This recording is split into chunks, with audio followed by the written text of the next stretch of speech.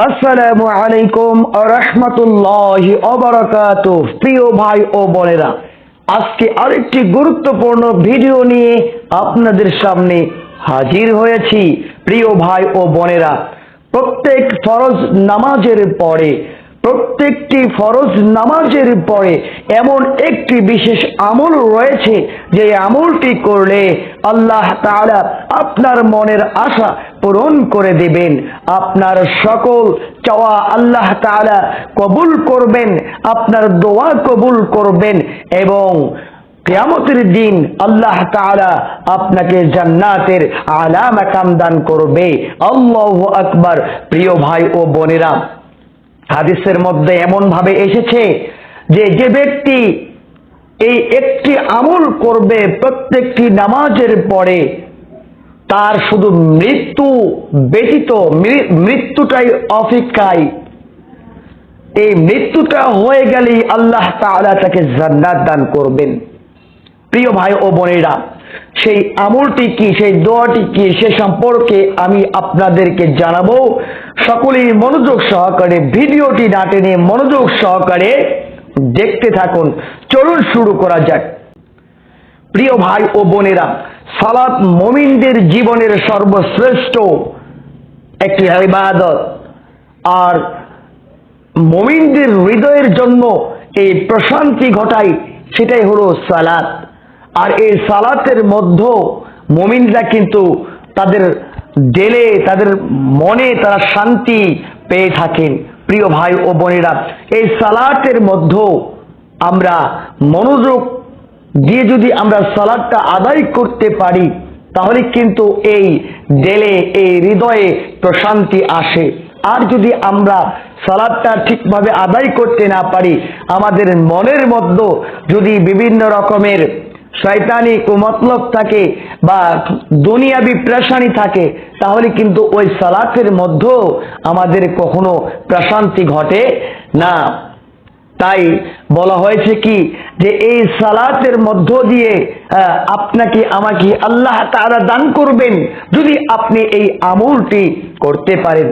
প্রিয় ভাই ও বোনেরা আমার, আবু হুরায়রা রাদিয়াল্লাহু তাআলা আনহু বর্ণনা করেন, নবী করিম সাল্লাল্লাহু আলাইহি ওয়াসাল্লাম বলেছেন, যখন কোন মুসলিম সালাত আদায়ের পর সালাতের স্থানে বসে থাকে, তখন ফেরেশতাগণ অনবরত তারা তার জন্য দোয়া করতে থাকে। কতক্ষণ পর্যন্ত দোয়া করতে থাকে? যতক্ষণ পর্যন্ত ওই ব্যক্তি নামাজ আদায় করার পর ওই স্থানে বসে থাকে, তার ওযুটা নষ্ট হওয়ার আগ পর্যন্ত ফেরেশতারা তার জন্য দোয়া করতে থাকে। প্রিয় বন্ধুরা আমার, সাহাবী কিরামরা, তাবিঈনরা প্রত্যেকটি ফরজ সালাতের পর তারা দীর্ঘক্ষণ বসে থেকে আমল করতেন, দোয়া করতেন। বন্ধুরা আমার, আল্লাহ তাআলা সেই সময় বান্দার প্রতি রহমত বর্ষণ করেন, আল্লাহ তাআলা সেই সময় বান্দার দোয়া কবুল করেন, আল্লাহ তাআলা ওই বান্দার প্রতি নজর রাখেন। প্রিয় বন্ধুরা আমার, তাই এই 5 ওয়াক্ত সালাতের পরে, ফরজ নামাজ আদায়ের পর আমরা বিশেষ এই দোয়াগুলি করতে পারি, যে দোয়াটি করলে আল্লাহ তাআলা আপনাকে আমাকে আমাদের মনের আশা সকল কিছু মিটিয়ে দিবেন।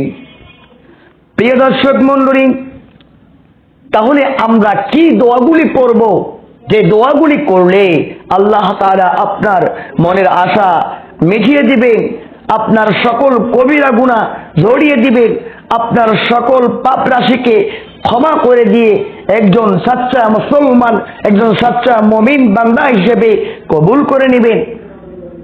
প্রিয় বন্ধুরা আমার, আমরা নামাজের পরে যে আমলটি করতে পারি, প্রথমে ফরজ আর সালাতটি আদায় করার পর নামাজের হালতে বসেই প্রথমে আমরা আস্তাগফিরুল্লাহর এই আমলটি আমরা করতে পারি। আস্তাগফিরুল্লাহ, আস্তাগফিরুল্লাহ, আস্তাগফিরুল্লাহ। বন্ধুরা আমার, যখন আপনি আল্লাহর কাছে ক্ষমা চাবেন, এই নামাজটি আদায় করার পর যখন আপনি ক্ষমা চাবেন, আল্লাহ তাআলা আপনাকে ক্ষমা করে দিবে। তাছাড়াও নবী করিম সাল্লাল্লাহু আলাইহি ওয়াসাল্লাম এই দোয়াটি আমাদেরকে শিখিয়ে দিয়েছেন, যে দোয়াটি আমরা পড়তে পারি।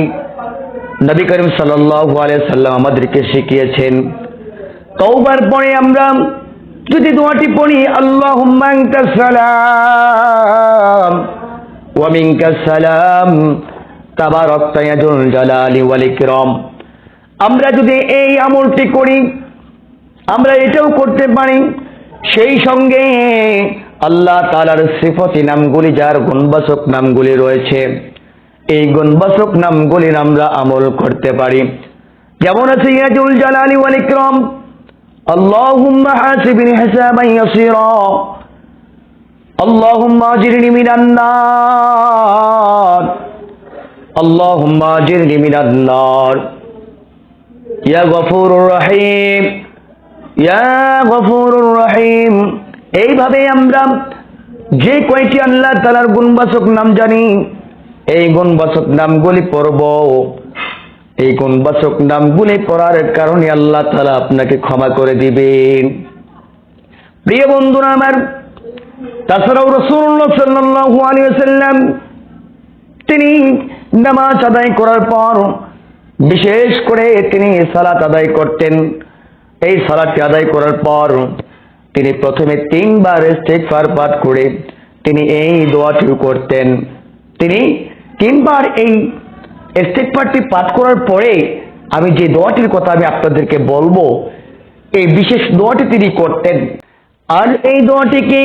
এই দোয়াটি হলো লা ইলাহা ইল্লাল্লাহু ওয়াহদাহু লা শারীকা লাহু লাহুল মুলকু ওয়া লাহুল হামদু ওয়া হুয়া আলা কুল্লি শাইইন কাদির। আল্লাহুম্মা লা মানিআ লিমা আ'তাইতা ওয়া লা মু'তিয়া লিমা মানআত ওয়া লা ইয়ানফা'ু যাল হাদীদ মিনকা জাদ্দু। প্রিয় বন্ধুরা আমার, এই দোয়াটি নবী করিম সাল্লাল্লাহু আলাইহি ওয়াসাল্লাম নামাজ আদায়ের পর বলতেন। সবচাইতে গুরুত্বপূর্ণ, সবচাইতে ফজিলতপূর্ণ যে দোয়াটি, এই দোয়াটি আমি এখন আপনাদেরকে জানিয়ে দিব। প্রিয় বন্ধুরা আমার, নামাজের পরে আপনি যদি এই আমলটি করেন, হাদিসের মধ্যে উল্লেখ রয়েছে, হাদিসের মধ্যে এইভাবে এসেছে, আপনার মৃত্যু পর্যন্ত শুধু অপেক্ষা করতে হবে।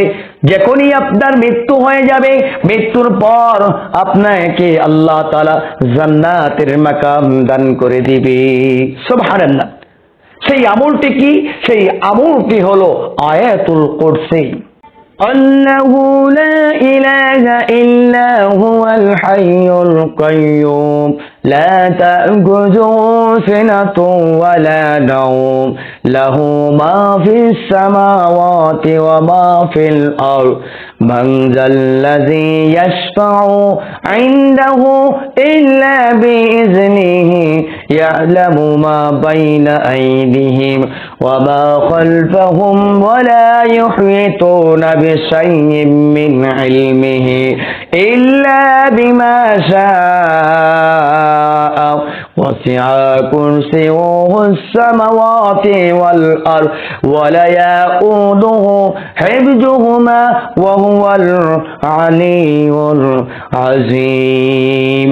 প্রিয় ভাই ও বোনেরা, আমরা এই আমলগুলি প্রত্যেকটি ফরজ নামাজের পর ওই জায়গাতে বসেই, আমরা নামাজের হালতে বসেই এই আমলটি আমরা করতে পারি। আর এই আমলগুলি যদি আমরা করতে পারি, অবশ্যই আমাদের মনের আশাকে পূরণ করে দিবেন, আমাদের কবিরা গুনাহ সকল কিছু মাফ করে দিবেন, আমাদের সকলের নেক উদ্দেশ্যকে পূরণ করে দিবেন এবং আমাদের মৃত্যুর পর আমাদের সকলকেই আল্লাহ তাআলা জান্নাত নসিব করবেন।